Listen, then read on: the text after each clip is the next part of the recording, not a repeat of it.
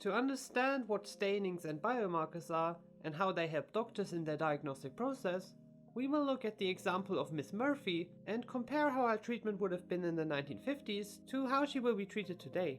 Because Miss Murphy has just gotten a breast cancer diagnosis at a time where we still didn't understand many things about our human body and didn't have specialized treatment options but crude methods to deal with cancer that were often far-reaching. 1950s Miss Murphy, for example, would have been subjected to what was seen as the only way to deal with cancer: radical surgery. In this case, performing a radical mastectomy, removing her breasts entirely and the lymph nodes under her arms. This surgery often led to a high mortality during the wound healing process and chronic pain and disfigurement. Even more radical options taking away even some bones sprung up over time, but not in Miss Murphy's case.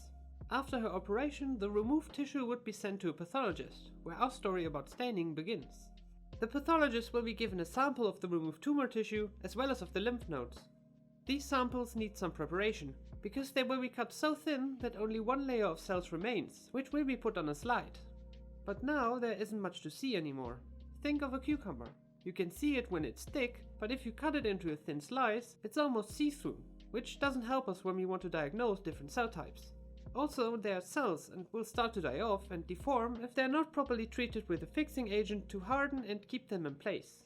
So to properly see what the situation is, and color the otherwise colorless and hard to see cells, the specimen is stained. The bread and butter staining used routinely is called the H&E staining, but there are many different kinds of staining agents for many different use cases. H&E staining is basically two different chemicals working together. Hematoxylin staining the cores of the cells, DNA, RNA, and the endoplasmatic reticulum, purple, and eosin dyes the cytoplasm red or pink, but there are many other kinds of staining available for different needs. So the H&E staining allows the pathologist to see all the details of the cell structure in the tissue, allowing them to diagnose if a cancer is present or not. How do they do that? Well, they will typically look for areas with a lot of cells and mitoses, a part of the cell division process.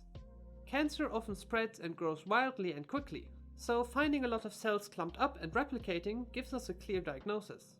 Miss Murphy did indeed have cancer. Her lymph nodes are also examined to see if the cancer has spread, which it does through the closest lymph nodes at first, before affecting other organs of the body. If it did spread, that means that even though the main tumor in Miss Murphy's breast has been removed, the disease is still in her body and her chances of healing will have been decreased dramatically. Luckily, during the last couple of decades, a huge list of new ways to treat cancer have been developed, like different chemotherapeutic or hormonal options, as well as immunotherapy and other targeted treatments. And studies have shown that less invasive surgical procedures can be just as effective as radical mastectomies were, and a more individual way to treat cancer is now being used. In today's time, Miss Murphy had the cancerous growth in her chest removed, and a sample of it is brought into a pathology lab. Once again, the specimen is stained, even in the H&E staining that was used back in the day. But now we can also use biomarkers to learn more about the cancer. Biomarkers help us get a clearer picture of the kind of cancer we're dealing with, because it turns out there are a lot of different subgroups of cancer that would need different kinds of treatment, because not all cancers are suitable for example, chemotherapy, which is expensive and rough on the patients. And to figure out what works and what doesn't, pathologists get a huge number of possible biomarkers to help them see what's the case.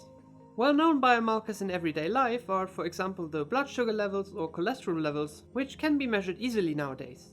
Cells normally go through different phases of growth, and in the case of breast tissue, respond to the hormones of estrogen and progesterone, promoting growth in the case of pregnancy, for example. But not just the healthy cells are being stimulated by hormones, the cancer cells can also have a similar response, leading to their uncontrolled growth and cell division. So since we are able to use hormone suppressors, which block the body's ability to produce the, in this case, problematic hormones, we can use this in a useful tool in our therapy, right? Well, the medicine used, in this case tamoxifen, does have some side effects which you don't want to have, especially if the therapy isn't really working on patients. So it makes sense to try and find out if the cancer cells are the specific types that has cells with a high number of estrogen receptors, where estrogen fuels the growth of these cells. To do that, you use special immunohistochemical staining, which help you physically see these biomarkers at the cells. In this case, it tells you how many cells still have the estrogen or progesterone receptors, showing you the usefulness of the option of using anti-hormonal therapy to slow the growth of the cancer. On the other hand, if you don't find a lot of these receptors, the cancer will have to be treated in a different way, because the hormones do not have any effect on it, so blocking them is pointless and would only lead to unpleasant side effects. In addition to hormone receptors, even specific genes or hormones themselves are biomarkers and can be used to identify the specific characteristics of certain cells. Some that you should know about are Ki67, which is a protein that is usually within the nucleus of a cell, but during mitosis, a part of the process where cells duplicate, it can be found being expressed on the surface of chromosomes. So for example, in breast cancer, Ki67 can identify a subset of cancers that are characterized by high proliferation and means these patients will benefit much better from chemotherapy than others. Finding out this proliferation score is done by analyzing tissue with Ki67 staining, and using our pathogen products we can use AI to quickly calculate this score.